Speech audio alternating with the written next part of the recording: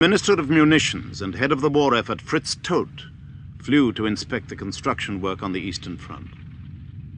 One of the men who should have been on the plane was Hitler's court architect, the producer of the Nuremberg rallies, Albert Speer.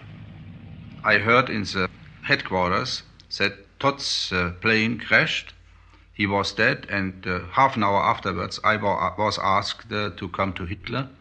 And to my great surprise, he told me, "You shall be his successor in all his offices." Todt got the funeral of a National Socialist hero.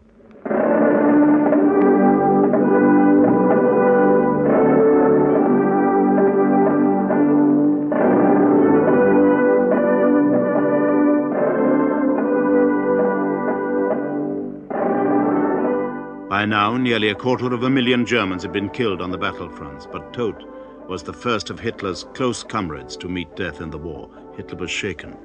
The war had reached him personally.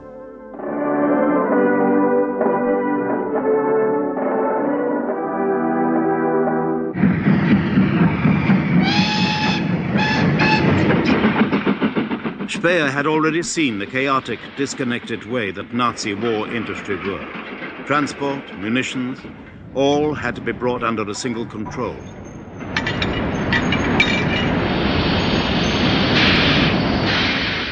One of its first targets was the labor supply. Nazi Germany had never mobilized its full workforce. Tried to get the women in the war production machinery, but it was opposed by Saugel, who was in charge of all the labor. The thing came to Göring, and Göring flatly denied too. Then it came to the decision of Hitler, and Hitler also said, no, the women must be preserved. They have other tasks. They are for the family. They have to bear children, and it would spoil their health and their morale if they are working in the factories. But Ukrainian women were being imported as maids, foreign conscripts for slave labor. Under Speer, a great irony was fulfilled, for Germany was becoming exactly what the Nazis said it would not become. They had promised to return to the land, an end to great capitalism. Instead, the armaments drive was strengthening the vast industrial monopolies and swelling the cities with German and foreign labor.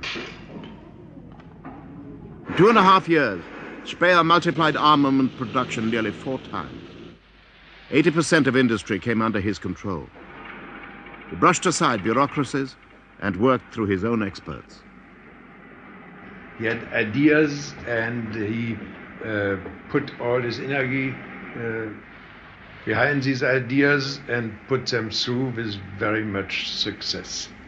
He didn't know how things had been done in the past because he hadn't anything to do with it. So he didn't know what was impossible and was possible. And he succeeded sometimes in doing that impossible too. It is astounding for everybody who didn't live in our authoritarian system to hear that it was difficult to get through with orders, but it was difficult because Germany was divided in many districts, in 32 districts, and at the head of every district was a Gau leader. He was a strong political man and had the absolute power in his district. He was only subordinated to Hitler himself. So when my orders didn't please one of the Gau leaders, possibly they weren't carried out. Tank production showed how even Speer failed to get all of his way. He could not slice through the competing hierarchies which were Hitler's chosen style of government. There were too many types of tanks, too few tanks in all, too many calibers of gun, and different sizes of ammunition. Hitler thought he's far superior to such problems, and what for others would have been discussions of weeks and weeks, for him was a decision of just a fraction of a minute. Of course, there was a change too. One can never say that a man is always the same person, and Hitler changed a lot from 42 to 43. In 43, he was more and more convinced that he doesn't need no more the advice of anybody, and he made the decisions by himself without listening. Hitler spent more and more time at the Wolf's Lair, his melancholy remote encampment at Rustenburg in the East Prussian forest. Those around him were obsequious. The better advisors lost touch. Hitler's personal SS adjutant was Richard Schulze-Kossens. Nearly all ministers were stationed at Berlin, and some of them had contact officers in the headquarters. Only Ribbentrop, Himmler, and sometimes Göring had their own headquarters not so far from our headquarters. Speer was very often in the headquarters because his ministry was very important for the war. Only Bormann was always in the headquarters.